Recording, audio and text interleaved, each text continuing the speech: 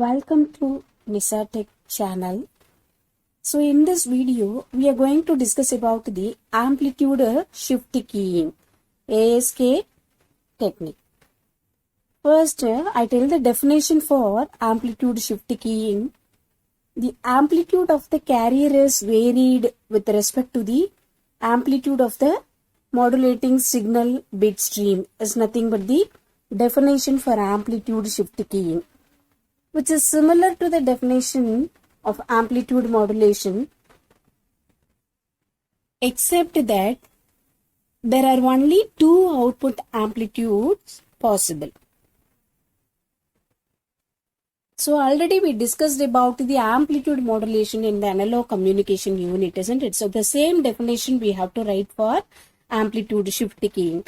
So the amplitude of the carrier is varied with respect to the amplitude of the modulating signal is nothing but the amplitude shift keying.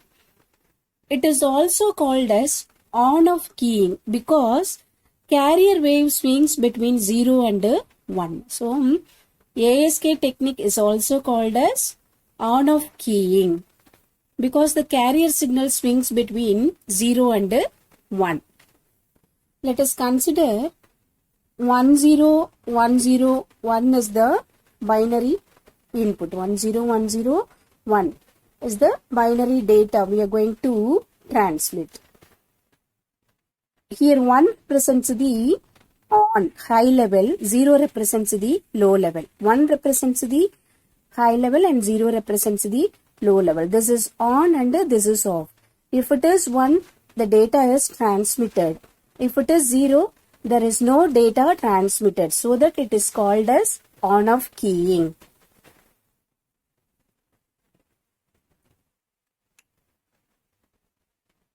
In ASK technique, frequency and phase of the carrier is kept constant. Only the amplitude is varied with respect to the amplitude of the modulating signal. Okay.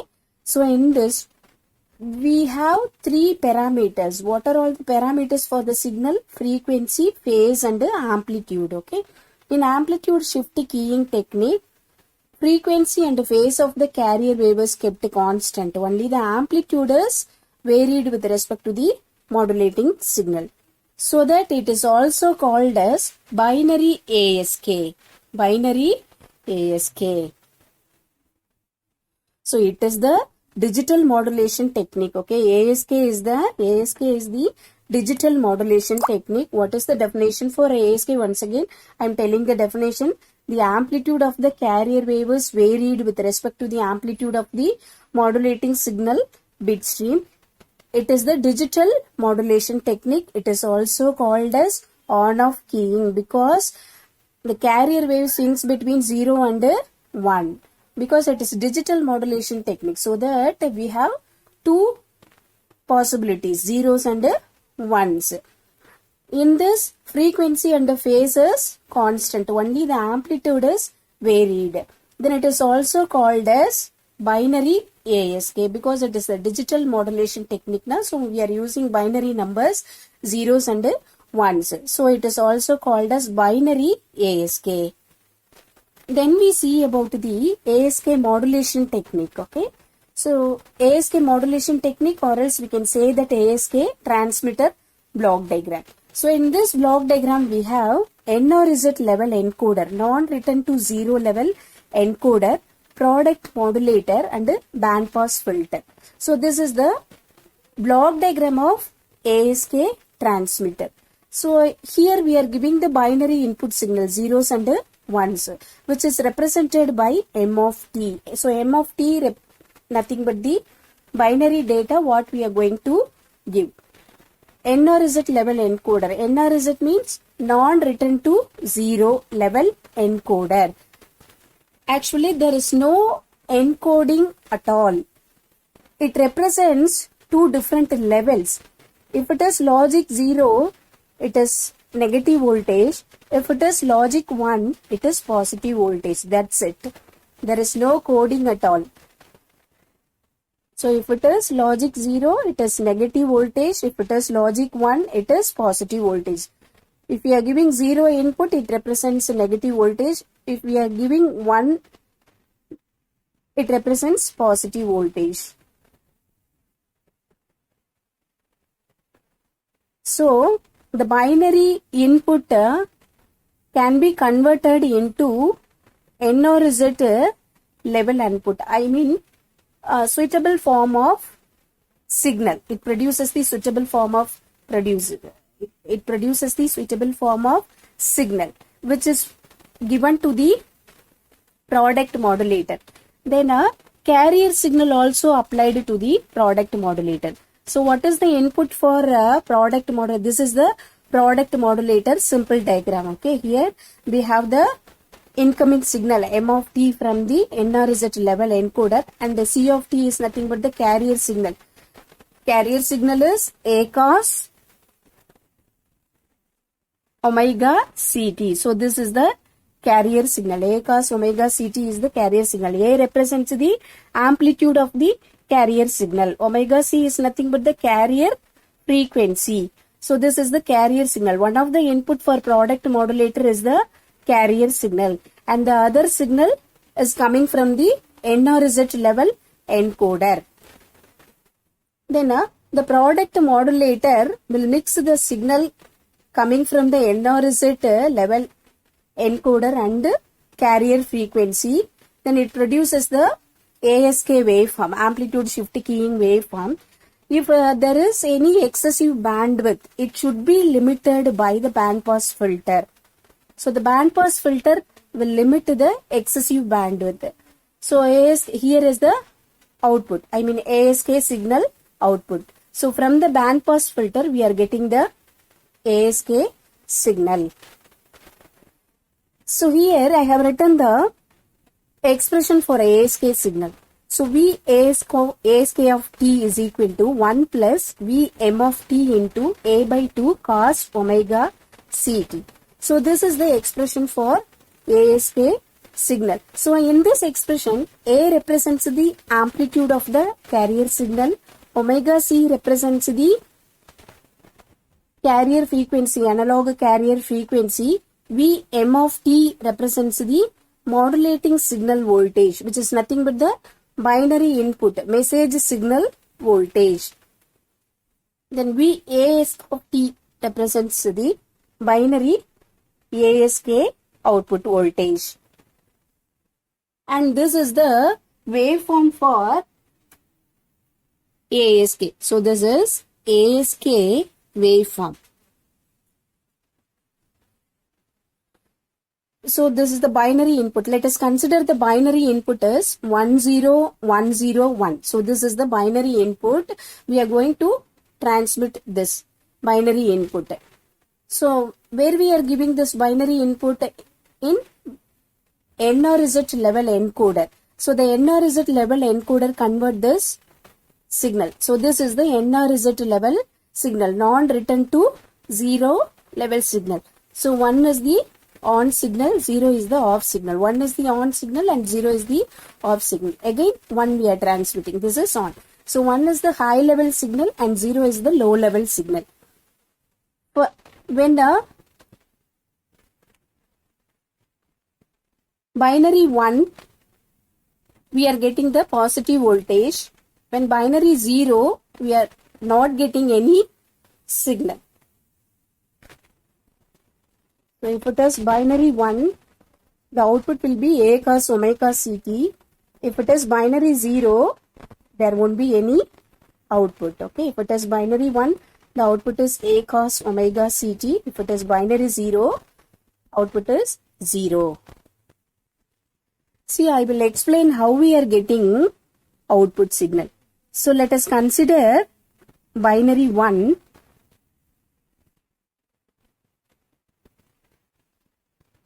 V M of t represents the binary data voltage, I mean message signal voltage. If it is 1, the output will be 2 into A by 2 cos omega ct. 2 and 2 get cancelled, so we'll be getting A cos omega ct. Then let us consider the input is 0. So what we are getting is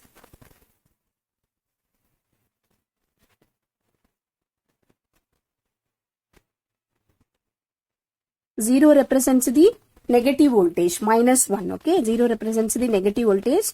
It's nothing but -1 into a by 2 cos omega ct. So 0. 0 into anything is 0. So 1 represents the positive voltage, 0 represents the negative voltage, -1. So that I have written like this, okay. If it is binary 1, output is a cos omega ct. If it is binary 0, the output is 0. So this is the ASK modulation technique. Then we discuss about the ASK demodulation technique, okay. Then demodulation or reduction, ASK demodulation or reduction, both are same. Then we have the ASK receiver diagram. What is demodulation? So demodulation is nothing but the process of recovering the original message from the modulated signal, okay. Demodulation is nothing but the process of recovering original signal from the modulated wave. So we have two different types of receiver in this ASK demodulation technique. One is coherent receiver and the other is non-coherent receiver. Here I have drawn the coherent receiver block diagram. So this is the coherent receiver block diagram. So what are all the parts we have in the diagram? So here input, isn't it, ASK waveform. We are generating the ASK signal in the modulation technique, okay. In the modulation technique, we are giving binary input, then we are getting the ASK waveform, analog output. So ASK technique is the digital modulation technique. So we are giving binary data and we are getting the ASK waveform. In demodulation technique, we are having ASK waveform as input, then binary data as output. In ASK wave is the input for coherent receiver. Then here carrier wave we are giving in this product modulator. So this is the product modulator diagram. So you all familiar in this. One input is the carrier waveform and the other input is the ASK waveform, amplitude shift keying waveform. Then both the signal can be mixed together. Then output of this product modulator is given to the integrator. Then it integrates the signal. Then signal from the integrator is given to the decision device. So in this decision device, we are setting one threshold value. Okay. So when the signal exceeds the threshold value, bit 1 is the output provided by the decision device. Okay. We are setting one threshold value in the decision device. When the signal exceeds the threshold value, when the signal greater than the threshold value, we are getting the output from the decision device. When the signal is less than the threshold value, we are not getting any output from the decision device. So this is what I have written here. When the signal exceeds the threshold value, bit 1 is the output at the decision device. When the signal less than the threshold value, bit 0 is the output at the decision device. So once again I am telling, we have product modulator, integrator, decision device in the coherent receiver block diagram. We are taking ASK signal as the one of the input for product modulator. What is the other input? Carrier wave. Both are mixed together and which is given to the integrator. I mean output from the product modulator is given to the integrator. Then it integrates the signal. Then output of this integrator is given to the decision device. In this decision device, we are setting one threshold value. So the incoming signal value is greater than that of the threshold value. We will be getting the output from the decision device. When the incoming signal value is less than the threshold voltage, threshold value, we are not getting any output from the decision device. So it represents the 0. There is no data transmission. It represents the 0. So in this way, we are getting the original signal.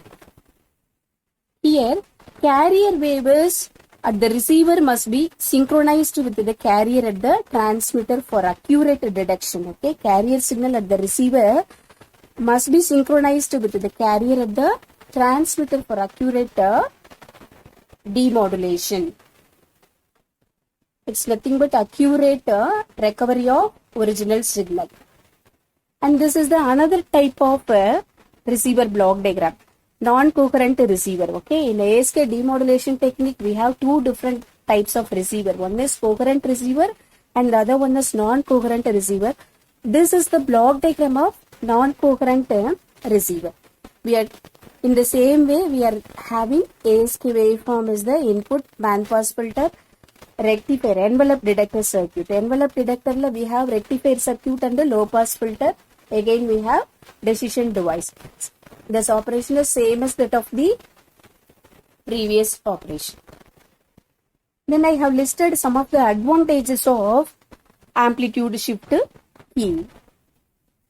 So ASK generation and ASK detection are very easy. So this is one of the advantage. Okay, this is one of the merit of the amplitude shift keying.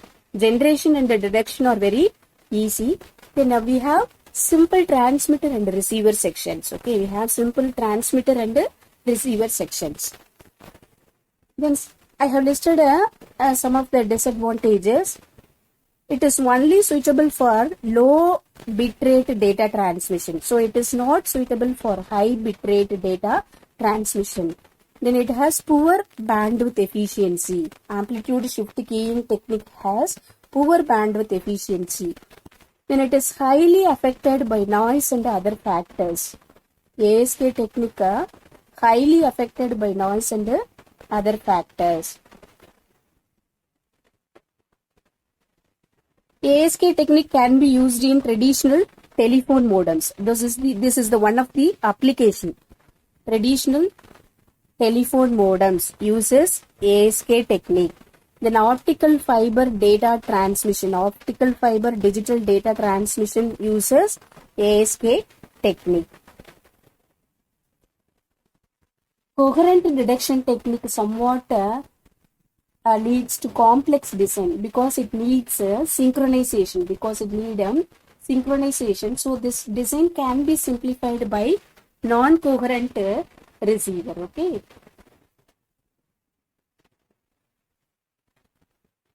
So in this non-coherent ASK detection technique composed bandpass filter and envelope detector. Okay, bandpass filter and envelope detector along with the decision device. So this method does not require synchronization of the carrier signal because envelope detector has the rectifier circuit. So it will do the rectification of the signal. So this circuit need not require the synchronization of the carrier signal. For amplitude shift keying technique, what are all the things we have to write? First we have to write the definition.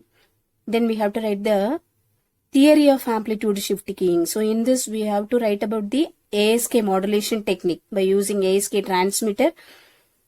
Then we have to draw the waveform for corresponding ASK transmission. Okay, then draw the waveform. Then ASK demodulation technique, ASK receiver. So in this we have two different types, coherent receiver and a non-coherent receiver. In the exam you have to write one receiver. Then you have to list about advantages, disadvantages and applications.